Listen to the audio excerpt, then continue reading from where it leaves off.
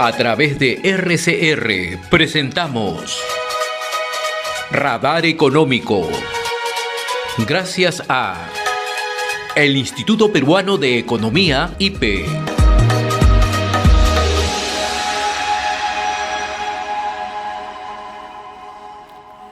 Vamos a tomar comunicación de inmediato y le agradecemos como siempre la amabilidad que tiene con RCR para nuestra secuencia Radar Económico a Teodoro Crisolo. Él es economista senior del Instituto Peruano de Economía, IPE. Qué gusto saludarte, mi estimado Teodoro. En primer lugar, feliz año 2024.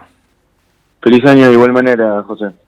Vamos a abordar un tema que está en el día a día, ¿no? Las políticas que podrían resultar contraproducentes en materia económica y que intentaría aprobar el gobierno. Vayamos por lo primero, lo que está generando ya una controversia abierta, ¿no? El caso de Petroperú. Se habla de un rescate financiero por 2.500 millones de dólares. Ayúdanos a analizar este tema, por favor. ¿Es conveniente? ¿No es conveniente?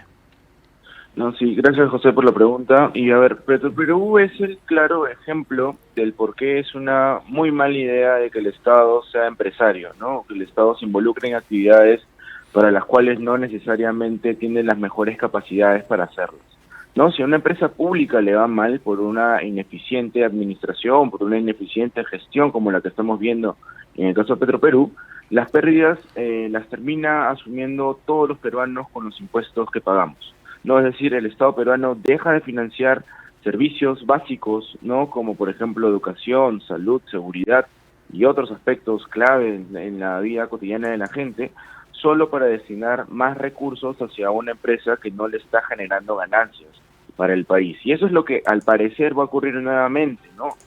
Porque en medio de una recesión y también de la peor contracción de los ingresos fiscales de las últimas décadas, el Ministerio de Energía y Minas y Petroperú han solicitado que el gobierno apoye a la empresa estatal con alrededor de 2.550 millones de dólares. No, son más o menos 1.900 que provienen principalmente del aporte de capital y después otros, el restante, proveniente principalmente de un crédito que quieren solicitar de manera garantizada con respaldo estatal, ¿no? Con respaldo del Tesoro Público, ¿no? Y esto se da luego ya de haber recibido un rescate de más de 4.000 millones de soles en noviembre de 2022, ¿no? Y esto obviamente lo que evidencia principalmente es la compleja posición financiera en la que se encuentra la petrolera estatal, que según estimaciones recientes, ¿no? Habría registrado entre el 2022 y 2023 los resultados económicos más negativos de los últimos 30 años, ¿no? Y digamos, esta posición o esta situación lo que refleja en buena parte es de que estamos destinando recursos hacia aspectos que si no se mejoran, con aspectos, digamos, de mejor gestión, con aspectos que vayan por el lado de una mejora en la gobernanza, ¿no?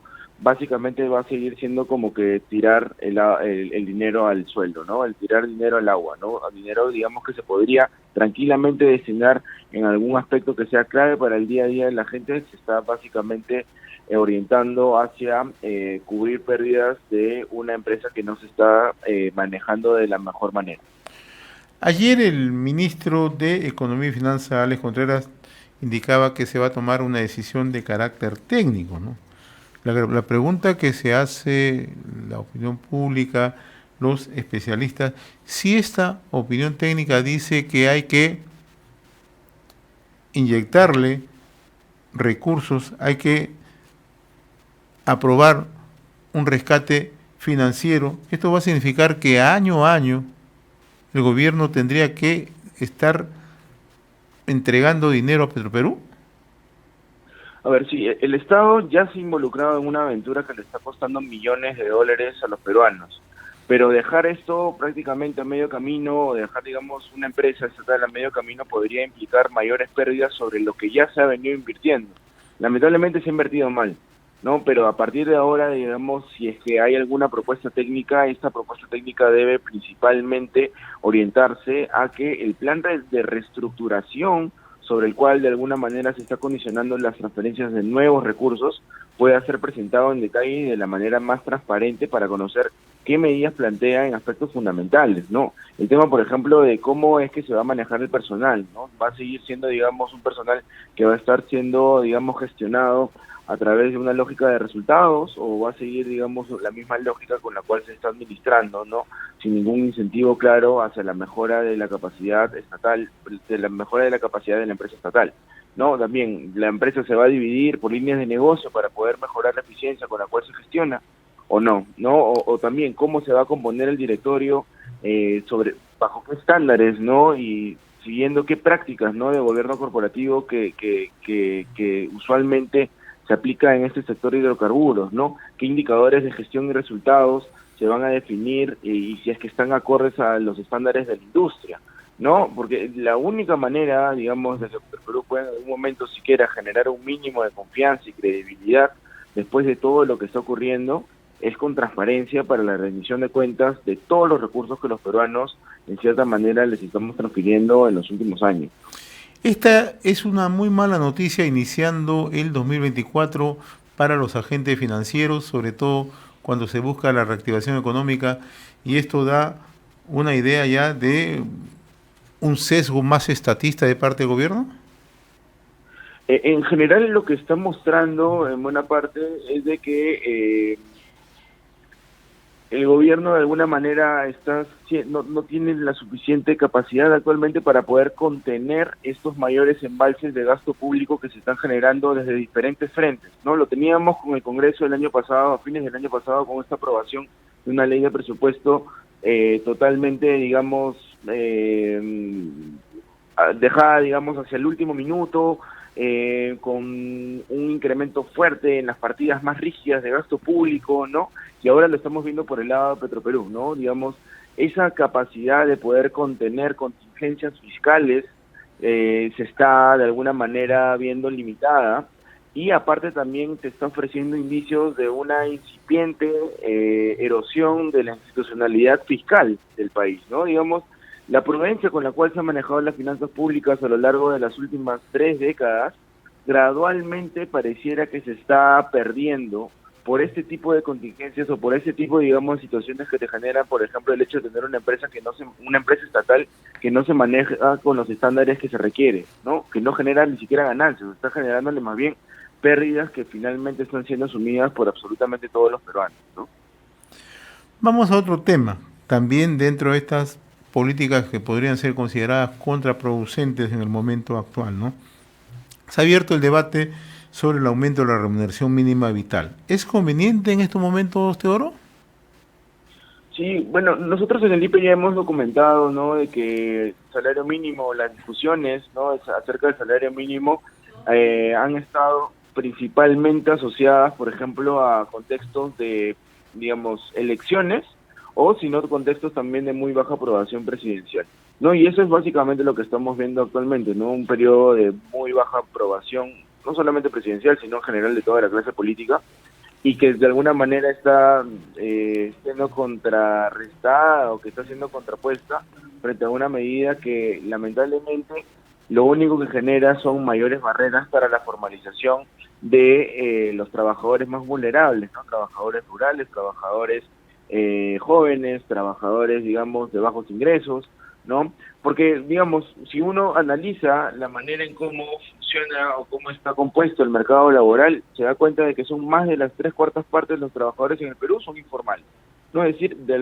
no les afecta de modo alguno los cambios en la remuneración mínima vital, no aplican simplemente, ¿no? Y de la restante 1/4 parte, los formales, la mayoría gana un ingreso mayor al salario mínimo, con lo cual, básicamente, no se ven afectados por el cambio de la remuneración mínima. Entonces tienes una medida que a lo mucho le puede afectar al 2% de trabajadores de todo el país, pero a costa de generarle, digamos, una mayor barrera hacia trabajadores que recién están ingresando al mercado laboral, como por ejemplo trabajadores jóvenes o trabajadores, digamos, muy vulnerables de bajos ingresos, que lamentablemente si les aumentas la valla, lamentablemente van a mantenerse en la informalidad o en empleos de muy baja productividad, que eso es finalmente el problema que te está generando, ¿no? La evidencia a lo largo de los últimos años en el Perú lo que te muestra es de que cada vez que has subido la remuneración mínima vital, has alejado cada vez más también a varias personas, a trabajadores sobre todo de muy bajos ingresos, a trabajadores jóvenes o más vulnerables, de la opción de poder formalizarse. Ayer, precisamente sobre este tema, le preguntaban al ministro de Economía y Finanzas, Alex Contreras, y él dio la siguiente respuesta: condicionaron la discusión sobre el aumento de la remuneración mínima vital al crecimiento de la economía. O sea, deja abierta esta posibilidad. Sí, definitivamente la está dejando abierta porque claramente, digamos, estamos, como te mencionaba, en un contexto, digamos, político complicado, ¿no? Pero sí, definitivamente en las discusiones alrededor de una política, digamos, como el salario mínimo, si se quiere seguir adelante alrededor de esto, deberían ir principalmente, digamos, orientadas al contexto económico en el que nos vivimos, en el que atravesamos, ¿no? Una economía, digamos, que está en recesión, ¿no? Una economía que está creciendo muy por debajo de su potencial, sin una perspectiva clara todavía acerca de cómo es que va a salir, ¿no? De la velocidad con la cual va a salir de esta recesión en 2024, de alguna manera, digamos, genera en cierta medida, digamos, expectativas de mayores costos, ¿no? Y en este contexto, digamos, en el cual no hay ventas o las ventas están creciendo muy poco, lamentablemente, digamos, como que la remuneración mínima vital va por un sentido que no necesariamente, digamos, es el que están esperando muchos empresarios para poder reactivarse, ¿no? Ahora, estamos en los primeros días del año 2024, ¿no? Hay presentaciones, discursos, tanto de la Presidenta de la República, del Presidente del Consejo de Ministros, del Ministro de Economía y Finanzas, sobre la reactivación económica, ¿no? Todos hablan que es necesario reactivar la economía. En eso nadie debe estar en desacuerdo, naturalmente, ¿no? Pero la gran pregunta es el cómo lo hacen, ¿no? Y no vemos hasta el momento una señal clara. Sí, en general la recuperación pasa por un shock de confianza y lamentablemente las medidas que estamos viendo en las últimas semanas no contribuyen a mejorar en ese sentido, ¿no? Las últimas encuestas del Banco Central muestran simplemente que todavía estamos, digamos, como que con expectativas aún bastante cautelosas por parte de los empresarios sobre la potencial recuperación que puede llegar a tener la economía, sobre todo en la segunda mitad de este año, ¿no? Y en este contexto, digamos, de debilidad productiva, ¿no? De debilidad de la actividad económica, resulta bastante contraproducente que se generen expectativas en las cuales vas a necesitar definitivamente afrontar mayores costos si es que en algún momento ves una cifra positiva de crecimiento, ¿no? Entonces, esa discrepancia o de alguna manera esa contradicción que existe puede inclusive retrasar o prolongar aún más el pesimismo empresarial con el cual lamentablemente se ha caracterizado ha caracterizado un poco al sentimiento del sector privado durante los últimos 2 años y medio, ¿no? Entonces, en esa línea, digamos, la reactivación no viene necesariamente por el lado de generar mayores costos, ¿no? En realidad, este tipo de medidas lo único que hace más bien es reducir los niveles de confianza que puede llegar a tener el sector privado sobre la posibilidad de que la economía se reactive con fuerza en esta segunda mitad.